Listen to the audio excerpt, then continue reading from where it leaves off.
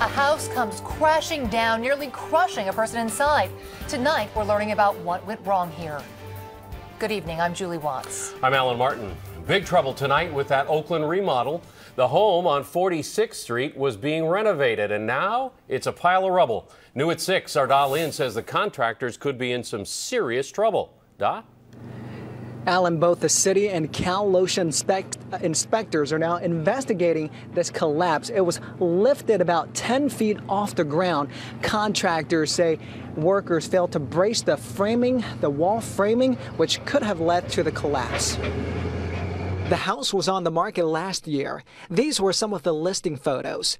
A Marin County construction company bought it for $430,000 to fix it and flip it. They lifted up the house and poured a new foundation. But neighbors say it was supported by some flimsy scaffolding. Licensed contractor Juan Hernandez examined this house. He says the contractors who did the framing also failed to brace the 2x4 studs. This diagram shows how it should be supported. They don't have the braces to support the wall, the temporary wall that they built. They had to have a crossbar to support for the wall not to do this. A couple other people told me, I think it was Tuesday, Mike, look like that house is leaning. Next door neighbor Michael Davies says work stopped on the house and it was left about 10 feet off the ground for the last 5 weeks. Hernandez says that's way too long. They just leave it raised like that for too long. It was just an accident waiting to happen. Owner and contractor Tim Peterson tells KPIX5 there were braces and he's not sure what happened to them, but he wouldn't answer any other questions.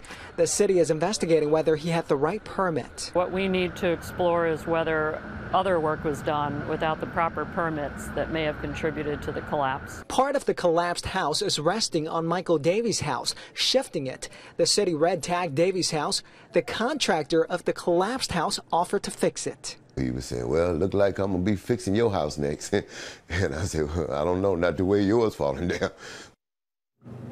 Cal OSHA is investigating because a homeless man was sleeping inside during the collapse. That man says he was guarding the house for the contractor, so that makes him a worker now. Live in West Oakland, I'm Da Lin, KPIX 5. Now, the city's planning and building inspector should finish the investigation next week. Any violations could lead to some hefty fines.